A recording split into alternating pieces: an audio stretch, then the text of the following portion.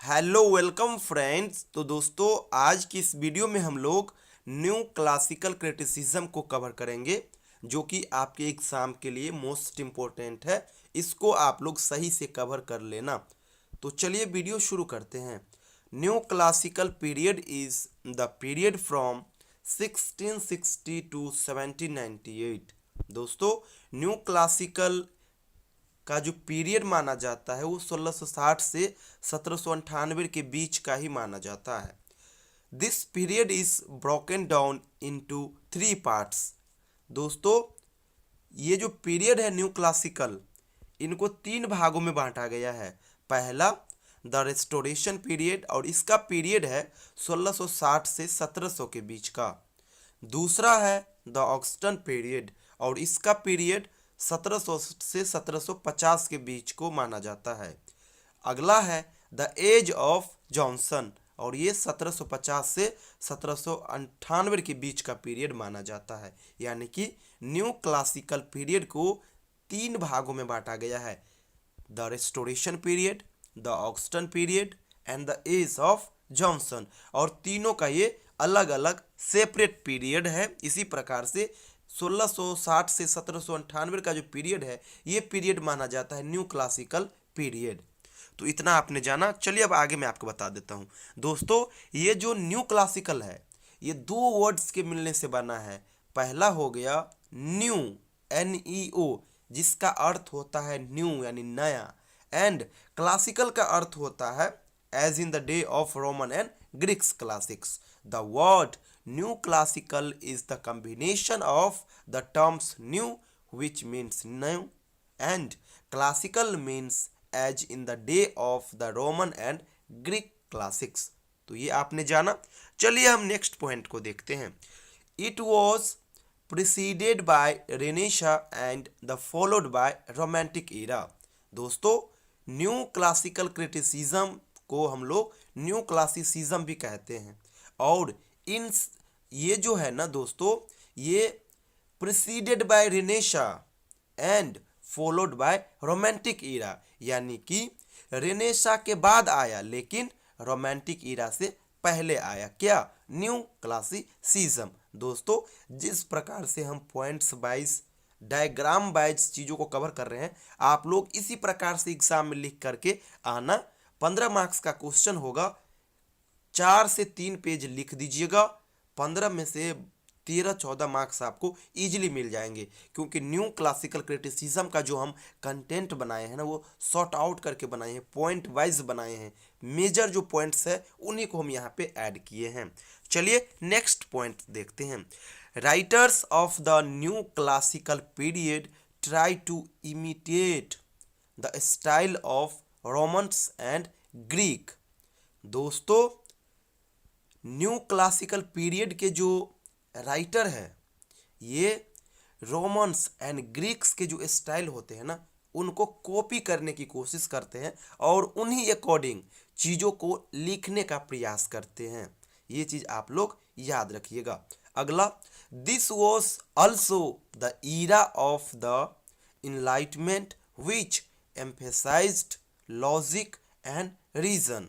दोस्तों, ये जो रोमांटिक, ये जो ईरा आपका हो गया न्यू क्लासिकल क्रिटिसिज्म वाला ईरा, इसको हम लोग इनलाइटमेंट का ईरा भी कह सकते हैं, क्योंकि इस एरा में लॉजिक और रीज़न, इन दोनों चीज़ों के ऊपर काफ़ी जोर दिया गया। इसलिए इस एरा को एनलाइटमेंट के रूप में भी जाना जाता है, यानी शिक्षा के उदय के रूप में भी जाना जाता है। तो ये चीज़ याद रखिएगा। This was also the era of enlightenment which emphasize on logic and reason. ये तो मैंने आपको कवर कराया। चलिए आगे देखते हैं। In fact, new classical period ended in 1798 when Wordsworth published the romantic lyrical ballads। दोस्तों, न्यू क्लासिकल पीरियड तब खत्म होता है जब विलियम वर्ड्सवर्थ अपना लिरिकल बैलाड्स पब्लिश करता है 1798 में। New classical era was time of comfortableness in England. दोस्तों ये जो एरा है न्यू क्लासिकल क्रिटिसिज्म, ये काफ़ी कंफर्टेबल वाला एरा था। इसमें लोग बहुत सहजता के साथ चीज़ों को लिखते थे, काफ़ी कंफर्टेबल फील करते थे अपने आप को। बहुत शानदार एरा था ये। चलिए ये तो कुछ मेजर पॉइंट्स को हमने डिस्कस किया। चलिए अब इसका जो मेन फीचर्स है, जो चीफ फीचर्स है न्यू क्लासिकल क्रिटिसिज्म का, इसको हम डील करते हैं। अराउंड 10 से 11 लिए हैं, सभी इजी पॉइंट्स लिए हैं। पहला, new classical criticism emphasised on logic and Greek style of literature. दोस्तों न्यू क्लासिकल क्रिटिसिज्म जो है ये रोमन और ग्रीक साहित्य के स्टाइल पे क्या करता है, जोर देता है। यानी उनके चीज़ों को कॉपी करने की कोशिश करती हैं। उनका जो कंटेंट होता है वो रोमन एंड ग्रीक्स के कंटेंट से मैच करता रहता है। तो ये सारी चीज़ें हैं। New classical criticism implied a respect for the rules and principle of Aristotle and other Greek and Roman critic. अभी बताया ही कि रोमन एंड ग्रीक की चीज़ों को इस पीरियड में काफ़ी रिस्पेक्ट दिया गया, खास करके एरिस्टोटल को भी।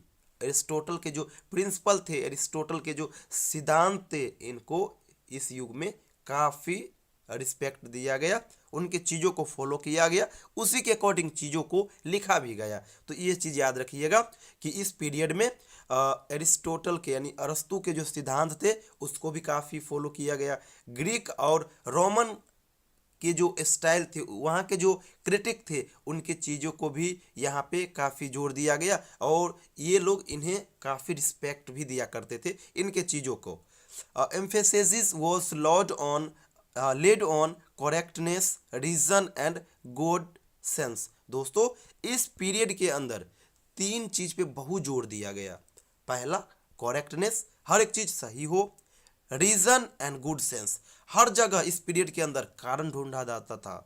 गुड सेंस को कवर किया जाता था, करेक्टनेस के ऊपर जोर दिया जाता था। तो इसलिए ये 3 चीज़ को आप लोग याद रखिएगा। 3 चीज़ को काफ़ी महत्व दिया गया है इस पीरियड के अंदर, करेक्टनेस को, रीजन को और गुड सेंस को। तो ये चीज़ याद रखिएगा। Balance must be maintained between fancy and judgement.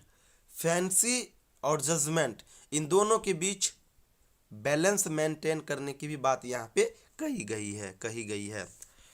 According to new classic criticism, the poet must deal with universal truth and general ideas. दोस्तों जो कुछ न्यू क्लासिक क्रिटिक है उनका कहना है कि पोएट को यूनिवर्सल ट्रूथ और जनरल आइडियाज़ को भी डील करनी चाहिए। यानी सार्वभौमिक जो सत्य है और सामान्य जो आइडिया है, इनको भी डील करनी चाहिए चीज़ों में। तो ये यहाँ पे बताए हैं नेक्स्ट फीचर्स में। अगला है, much thought was given the style and diction of poetry. Much thought was also given to the comparative superiority of rhyme and blank verse. The function of poetry was instruct and delight. यहाँ पे poetry के बारे में कहा गया है कि poetry का जो फंक्शन होना चाहिए, कार्य जो होना चाहिए, वो क्या होनी चाहिए, instruct and delight. There is a difference between the language of prose and the language of poetry, which should be novel and elevated.